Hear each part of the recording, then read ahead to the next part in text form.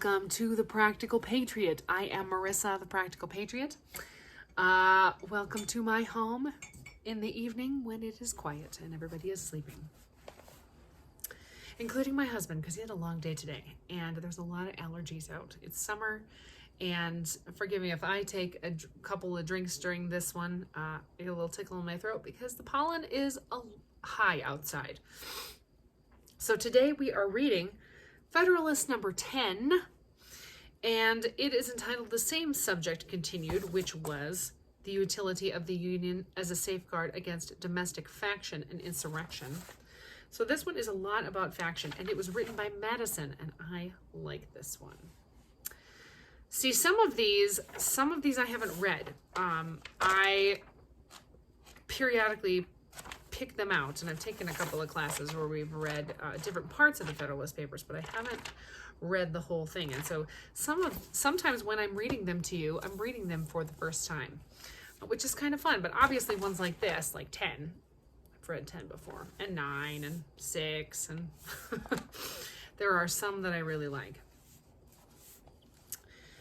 especially this one. Let's go. Among the numerous advantages promised by a well-constructed union, none deserves to be more accurately developed than its tendency to break and control the violence of faction. The friend of popular governments never finds himself so much alarmed for their character and fate as when he contemplates their propensity to this dangerous vice. He will not fail, therefore, to set a due value on any plan which, without violating the principles to which he is attached, provides a proper cure for it. The instability, injustice, and confusion introduced into the public councils have, in truth, been the mortal diseases under which popular governments have everywhere perished, as they continue to be the favorite and fruitful topics from which the adversaries to liberty derive their most specious declamations. The valuable improvements made by the American constitutions on the popular models, both ancient and modern, cannot certainly be too much admired, but it would be an unwarrantable partiality to contend that they have as effectually obviated the danger on this side as was wished and expected. Complaints are everywhere heard from our most considerate and virtuous citizens, equally the friends of public and private faith and of public and personal liberty, that our governments are too unstable, that the public good is disregarded in the conflicts of rival parties, and that measures are too often decided, not according to the rules of justice and the rights of the minor party, but by the superior force of an interested and overbearing majority. What do I always say? Times change, but the nature of man stays the same. Back to the Federalist. However anxiously we may wish that these complaints had no foundation, the evidence of known facts will not permit us to deny that they are in some degree true. It will be found, indeed, on a candid review of our situation that some of the distresses under which we labor have been erroneously charged on the operation of our governments. But it will be found at the same time that other causes will not alone count for many of our heaviest misfortunes, and particularly for that prevailing and increasing distrust of public engagements and alarm for private rights, which are echoed on one end of the continent to the other. These must be chiefly, if not wholly, the effects of unsteadiness and injustice with which a factious spirit has tainted our public administrations. By faction, I understand a number of citizens, whether amounting to a majority or a minority of the whole, who are united and actuated by some common impulse of passion, of interest, adverse to the rights of other citizens or to the permanent and aggregate interests of the community. There are two methods of curing the mischiefs of faction, the one by removing its causes, and the other by controlling its effects. There are again two methods of removing the causes of faction, the one by destroying the liberty which is essential to its existence, and the other by giving to every citizen the same opinion, the same passion, and the same interest. It could never be more truly said than of the first remedy that it was worse than the disease. Liberty is to faction what air is to fire, an ailment without which it instantly expires. But it could not be a less folly to abolish liberty, which is essential to political life because it nourishes faction, than it would be to wish the annihilation of air, which is essential to animal life because it imparts to fire its destructive agency. The second expedient is as impracticable as the first would be unwise. It is as long as the reason of man continues fallible, he is at liberty to exercise it. Different opinions will be formed. As long as the connection subsists between his reason and his self-love, his opinions and his passions will have a reciprocal influence on each other, and the former will be objects to which the latter will attach themselves. Diversity in the faculties of men, from which the rights of property originate, is not less an insuperable obstacle to an uniformity of interests. The protection of these faculties is the first object of government. From the protection of different and unequal faculties of acquiring property, the possession of different degrees and kinds of property immediately results, and from the influence of these on the sentiments and views of the respective proprietors ensues a division of the society into different interests and parties. The latent causes of faction are thus sown in the nature of man, and we see them everywhere brought into different degrees of activity, according to the different circumstances of a civil society. A zeal for different opinions concerning religion, concerning government, and many other points, as well of speculation as of practice, an attachment to different leaders, ambitiously contending for preeminence and power, or to persons of other descriptions whose fortunes have been interesting to human passions and have in turn divided mankind into parties and inflamed them with mutual animosity and rendered them much more disposed to vex and oppress each other than to cooperate for their common good. What does that sound like?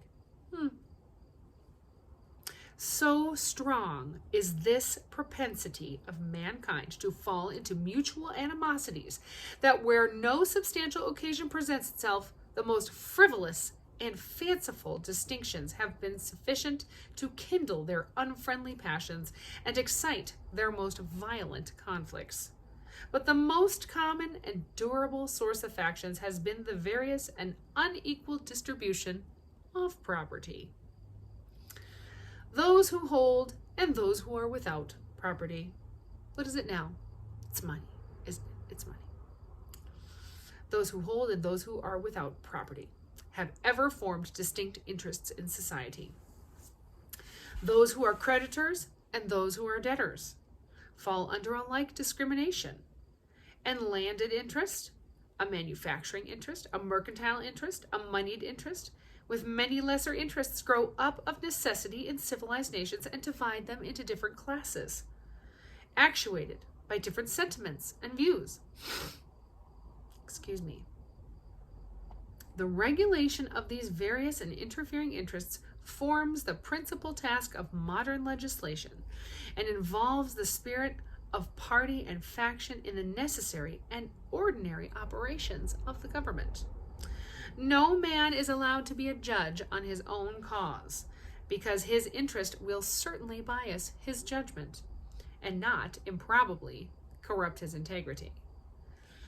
With equal, nay, with greater reason, a body of men are unfit to be both judges and parties at the same time.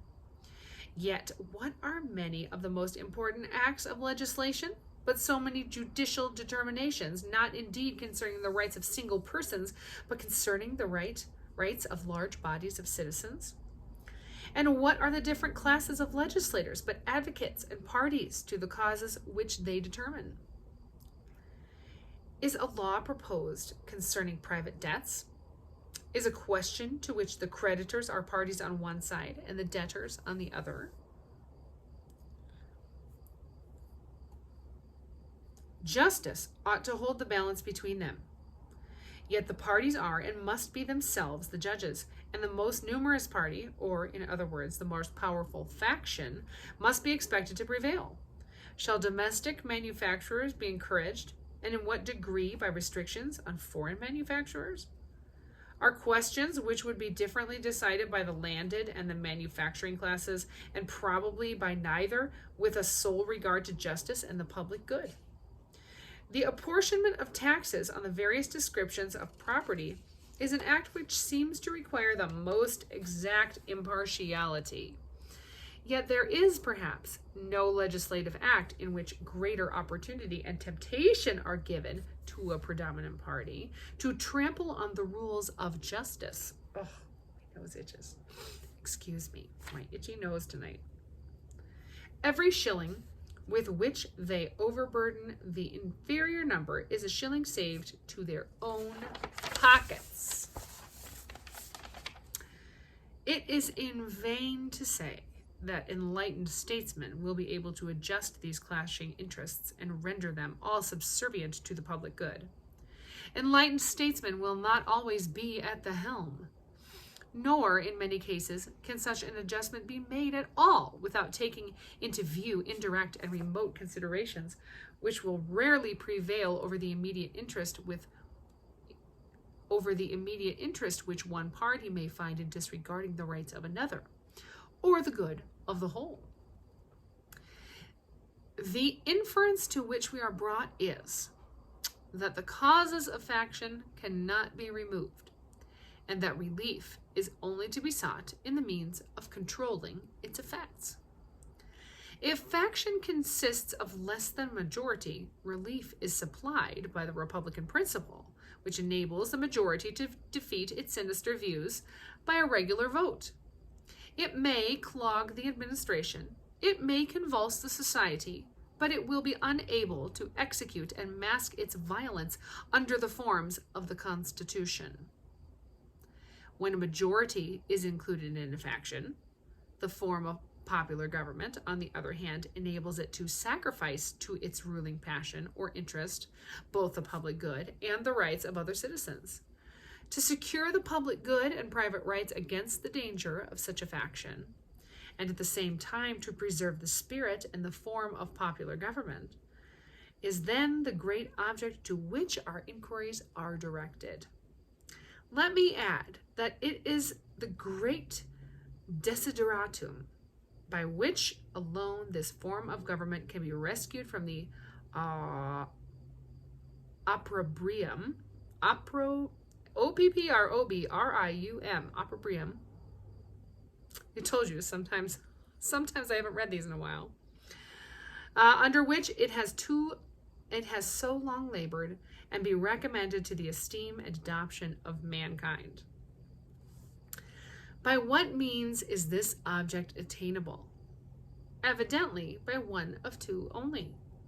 Either the existence of the same passion or interest in a majority at the same time must be prevented, or the majority, having such coexistent passions or interest, must be rendered, by their number and local situation, unable to concert and carry into effect schemes of oppression.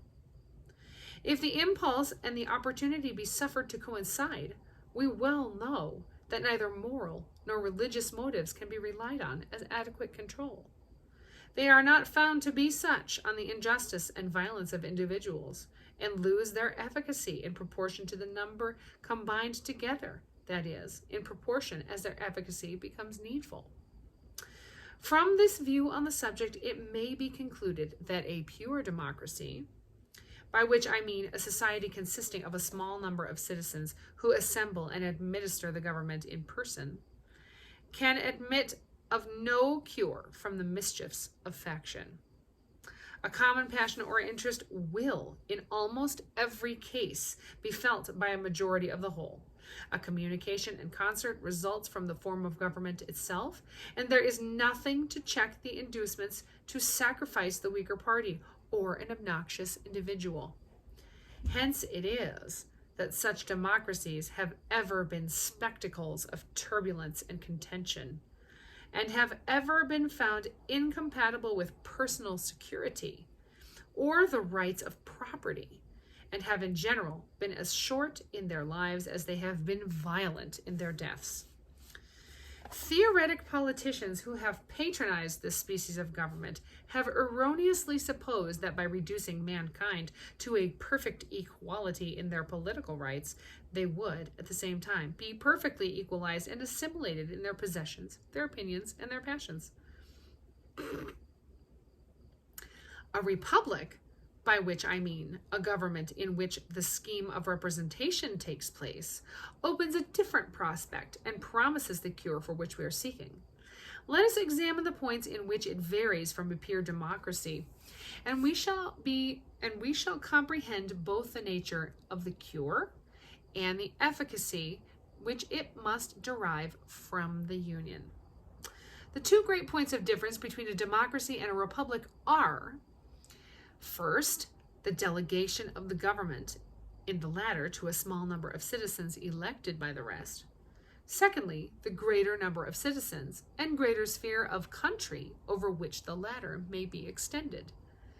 The effect of the first difference is, on the one hand, to refine and enlarge public views, by passing them through the medium of a chosen body of citizens whose wisdom may best discern the true interest of their country, and whose patriotism and love of justice will be least likely to sacrifice it to temporary or partial considerations.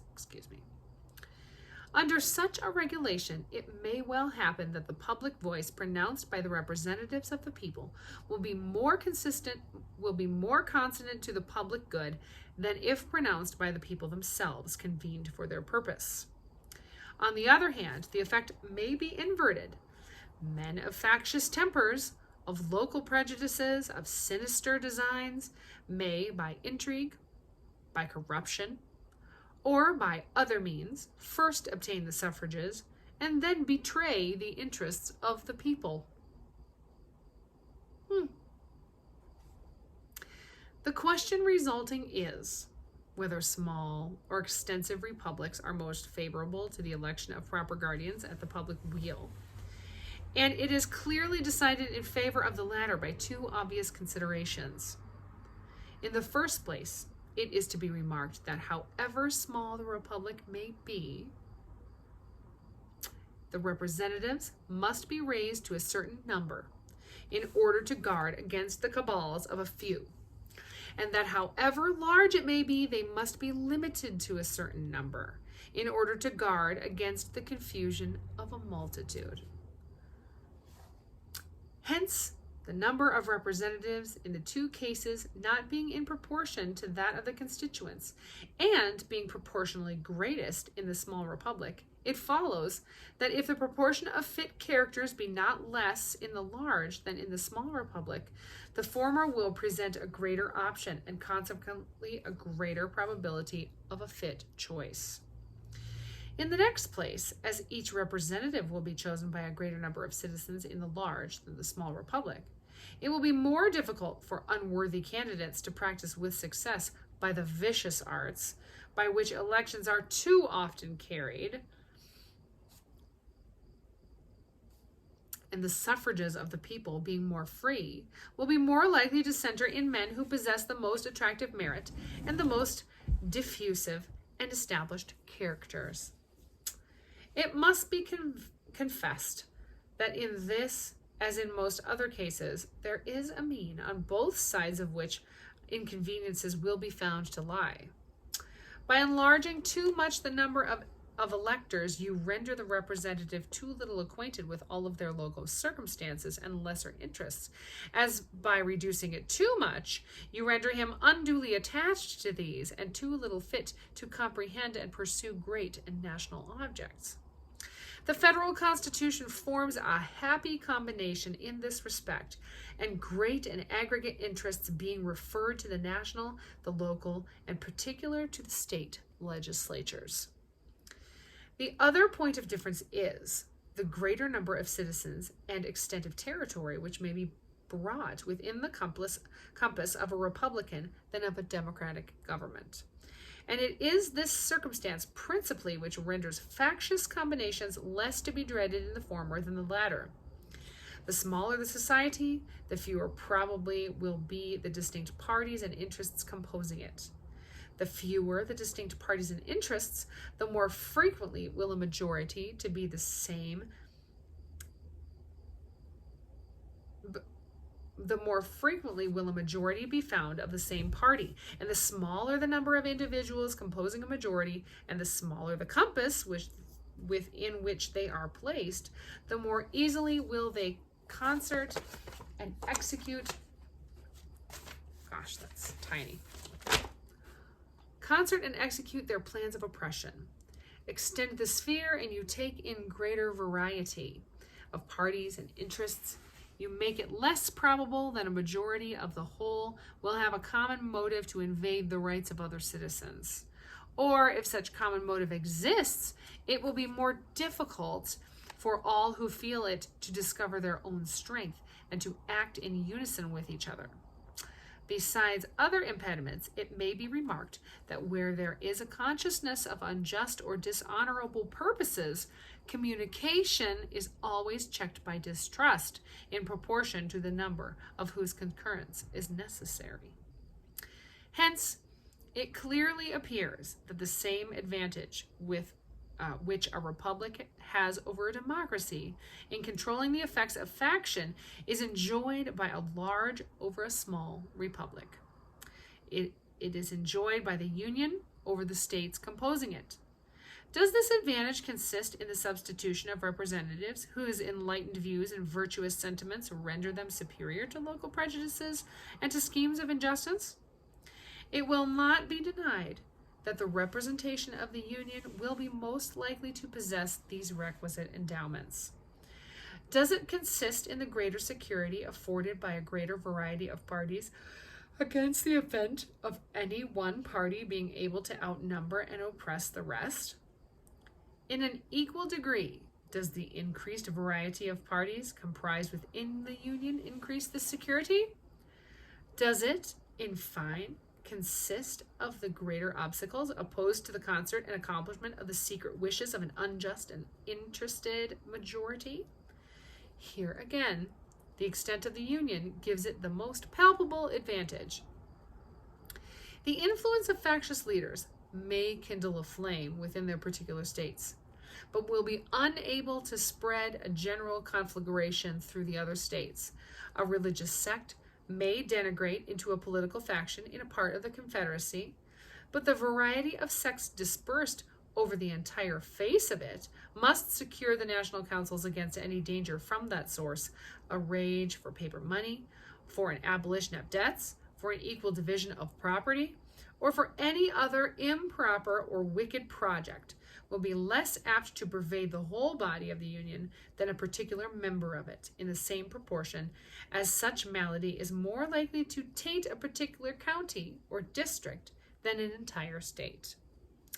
In the extent and proper structure of the Union, therefore, we behold a republican remedy for the diseases most incident to republican government, and according to the degree of pleasure and pride we feel in being republicans, ought to be our zeal in cherishing the spirit and supporting the character of Federalists. November 22nd, 1787, Madison. Thanks for joining me today. Be blessed and stay free. Next time we'll read Federalist 11. Have a great day.